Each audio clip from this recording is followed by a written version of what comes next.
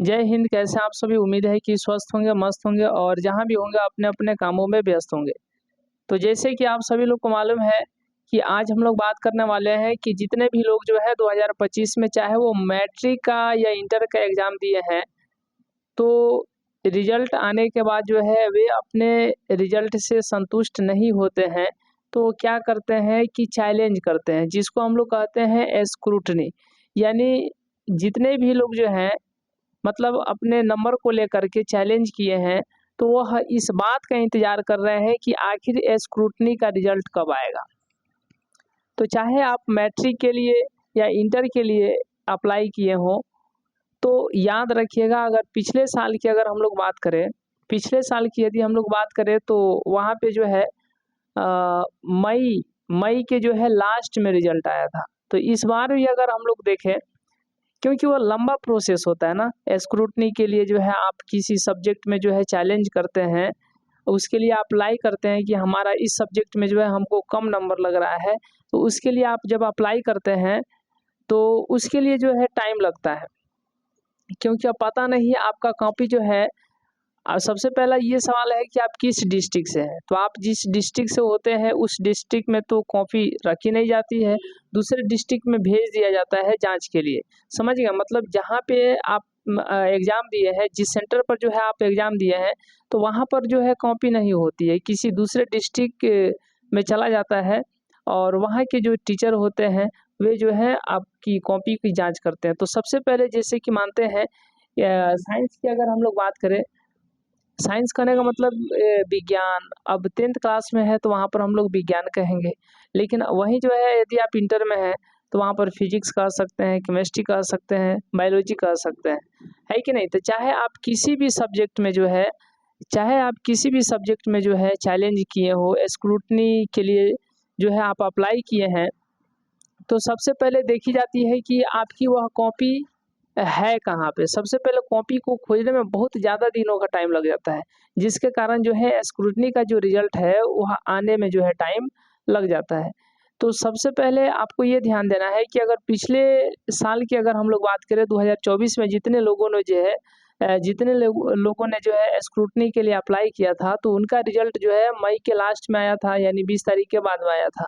तो इस बार भी जो है मतलब अनुमानतः देखिए, ये ज़रूरी नहीं है कि इस बार भी जो है मई मई के जो है लास्ट वीक में या लास्ट जो है दिनों में आएगा, ऐसा ज़रूरी नहीं है। क्योंकि जो है कभी-कभी क्या होता है कि मतलब देखा ये जाता है कि रिज़ल्ट जब जल्दी देना रहता है ना, जैसे कि अभी अभी हम लोग देखें तो लगभग-लगभग जो है इंटर में जो है मतलब जितने भी लोग जो है इंटर किए हैं, वे जो है अब जो है अपना ग्रेजुएशन के लिए जो है फॉर्म जो है अप्लाई कर रहे हैं एडमिशन के लिए।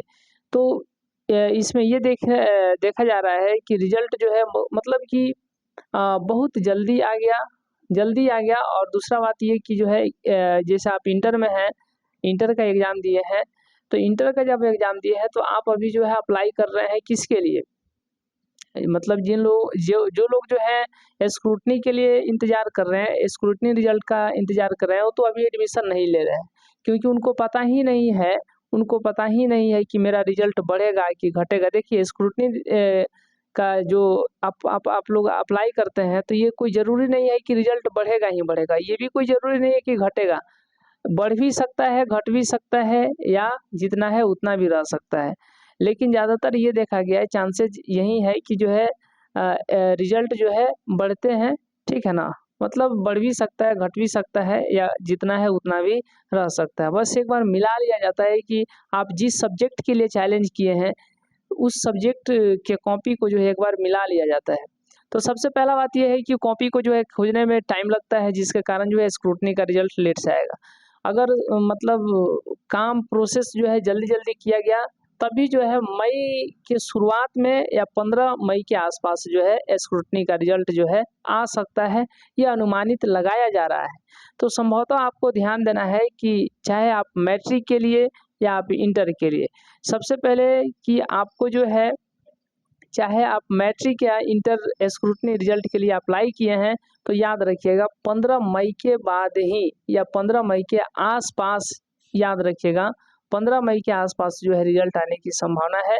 पूरी संभावना बनती है कि 15 तारीख के बाद ही आएगा, यानी 15 मई के बाद ही आएगा। तो जितने भी लोग जो है 2025 में जो है मैट्रिक का एग्ज़ाम दिए हैं या इंटर का एग्ज़ाम दिए हैं और वे अपने रिजल्ट से संतुष्ट नहीं है, तो याद रखिएगा उनका स्क्रूटनी का जो है, जितने भी लोग जो है स्क्रूटनी के लिए अप्लाई किए हैं तो उनका स्क्रूटनी का रिजल्ट जो है कब आने वाला है, तो 15 मई के आसपास, 15 मई के आसपास, ठीक है।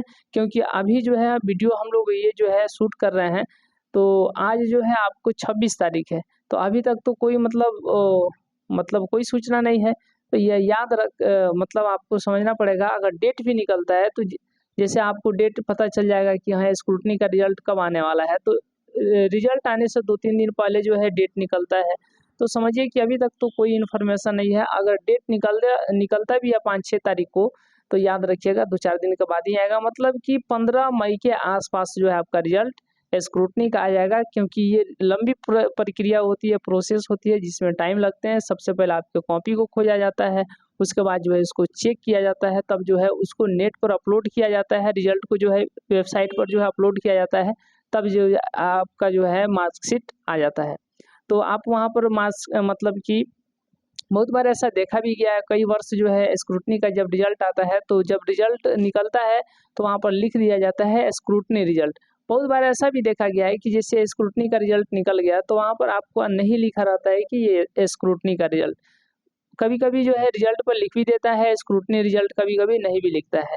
तो आपका जो रिजल्ट आएगा यानी मार्कशीट आएगा, उस पर जो है स्क्रूटनी रिजल्ट लिखा हुआ भी रह सकता है या नहीं भी लिखा हुआ रह सकता है। दूसरी बात ये है कि देखिए स्पेशल जो एग्ज़ाम है, जो स्पेशल एग्ज़ाम का जितना वैल्यू होता है ना, अब वैल्यू कहने का मतलब क्या है, एडमिशन वगैरह में तो आप एडमिशन भी करा सकते हैं, यहाँ तक कोई दिक्कत नहीं है। लेकिन एक और हम लोग बात कर रहे हैं एक और प्रकार से, जैसे कि अभी फरवरी में जितने लोग जो है एग्ज़ाम दिए हैं, स्पेशल एग्ज़ाम उन्हीं लोग का होता है जिनका छूट गया रहता है। तो जैसे कि स्पेशल एग्ज़ाम जो है आपको, जैसे आप एग्ज़ाम देते हैं स्पेशल एग्ज़ाम, तो वो सेम जितना वैल्यू उसका है ना, उतना ही वैल्यू किसका, मतलब ये क्या बोलते हैं, जितने भी लोग जो है फरवरी में जो है एग्ज़ाम दिए हैं, इंटर की हम बात कर रहे हैं, मैट्रिक की बात कर रहे हैं, जितने भी लोग जो है फरवरी में एग्ज़ाम दिए हैं मैट्रिक या इंटर का, तो जितना वैल्यू उस रिजल्ट का होता है उतना ही वैल्यू जो है स्पेशल एग्ज़ाम जितने लोग मैट्रिक या इंटर का इस बार देंगे उतना ही वैल्यू होगा। जैसे कि अब आप बात कीजिएगा कंपार्टमेंटल का, तो कंपार्टमेंटल का एग्ज़ाम का उतना वैल्यू नहीं होता है, क्योंकि कंपार्टमेंटल का मतलब ये होता है कि आप किसी एक सब्जेक्ट या 2 सब्जेक्ट में जो है फेल है, उसके लिए जो है आप कंपार्टमेंटल का एग्ज़ाम देते हैं।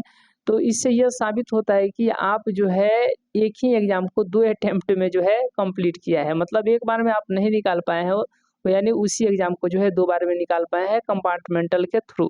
तो इसीलिए आपको जो है स्कॉलरशिप जो दिए जाते हैं उसका आप लाभ नहीं उठा सकते हैं। जबकि आप चाहे फरवरी में एग्ज़ाम दिए हो या स्पेशल एग्ज़ाम दिए हो, तो उससे जो है आपको क्या दिया जा सकता है, आप जो है उसका स्कॉलरशिप का जो है लाभ उठा सकते हैं। जो भी आपको 10,000 25,000 ये करके मिलते हैं, 15,000, तो इसका जो है आप लाभ उठा सकते हैं। तो याद रखिएगा कि आप यदि स्क्रूटनी 2025 के लिए, चाहे आप मैट्रिक में हो या चाहे आप इंटर में हो, तो जितने भी लोग जो है स्क्रूटनी के लिए अप्लाई किए हैं उनका रिजल्ट जो है 15 मई के आसपास आएगा। चलिए, तो इस वीडियो में इतना ही, मिलते हैं हम लोग नेक्स्ट क्लास में, नेक्स्ट वीडियो में। तब तक के लिए बहुत बहुत धन्यवाद। और दूसरा बात ये कि आप लोग ज़रूर कमेंट करके बताइएगा कि आप और जो है किस किस टॉपिक पर या आपके जितने भी मन में विचार आ रहे हैं, जिस पर जो है हमें वीडियो बनाना चाहिए, जिस पर जो है हम लोग को जो है क्लास भी लेकर के आना चाहिए, ये जो है अपनी कमेंट बॉक्स में जो अपनी राय ज़रूर शेयर कीजिएगा। तब तक के लिए बहुत बहुत धन्यवाद।